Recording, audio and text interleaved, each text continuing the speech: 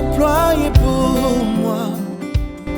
Chers amis internautes, que la grâce et la paix de Dieu soient votre partage. Et bienvenue à l'atmosphère du miracle de ce jour. Nous vous invitons à nous suivre dans la lecture de la parole de Dieu dans l'évangile selon Jean au chapitre 4, verset 46. À partir de là, nous lirons jusqu'au verset 50.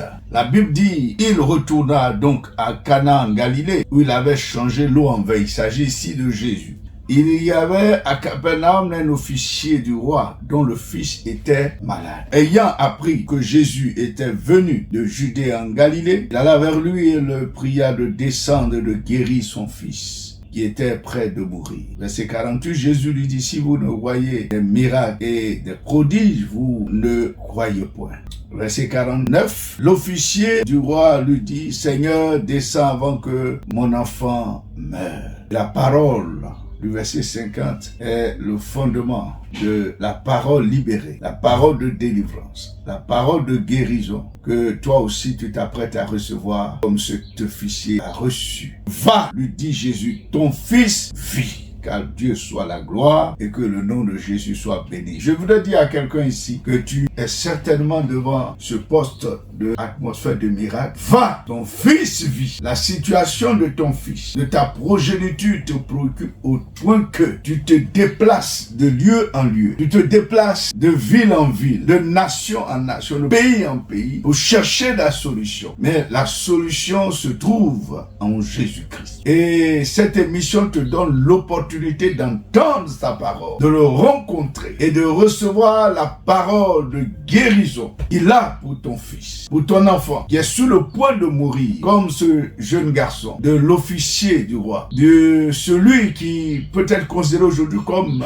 le capitaine de l'armée royale romaine à cette époque. Et devant la détresse de la maladie de son fils, une maladie qui le conduisait à la mort certainement, une distance de Capernaum à Cana, estimée à environ 32 km. Voici qu'il va rencontrer Jésus. Et Jésus libère la parole. Ce qui est extraordinaire, qui constitue l'atmosphère de miracle de ce récit, c'est que la Bible nous dit que lorsque le Père est retourné effectivement, conformément à l'ordre que Jésus lui a donné au verset 51, comme déjà il descendait, ses serviteurs venaient à sa rencontre, lui apportait cette nouvelle, ton enfant vit. Alléluia, quelle confirmation. Oh, chers frères, chères sœurs, je déclare par l'autorité du nom de Jésus-Christ que ton fils ne mourra pas. Il vit et vivra. Au nom de Jésus, que cette parole se confirme lorsque tu retourneras avec ton fils ou tu retourneras auprès de ton fils qui est certainement à l'hôpital, qui est en train d'agoniser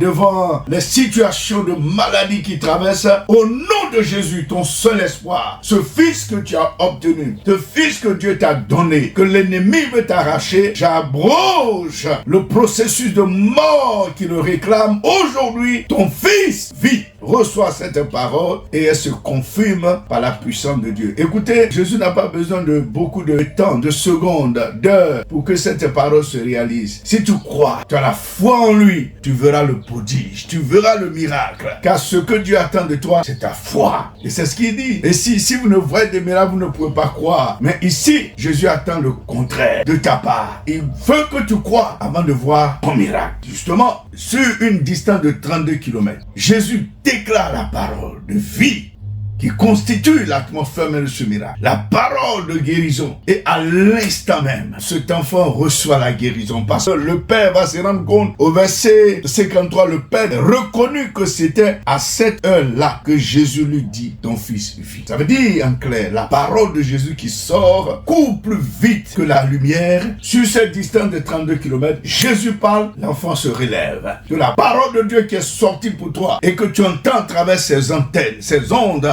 atteignent leur objectif de résurrection, de délivrance de la situation dans laquelle se trouve ton fils et qu'il guérisse, qu'il soit rétabli, tu le retrouves au nom de Jésus-Christ de Nazareth. Reçois cette parole d'atmosphère de miracle qui est une parole de délivrance pour toi, parole de guérison pour ton fils, parole de guérison pour ta situation. Shalom. Dieu vous bénisse. Nous attendons de vous des témoignages afin que nous puissions continuer d'être en bénédiction à chacune de vos familles. familles, à chacune de vos vies. Amen.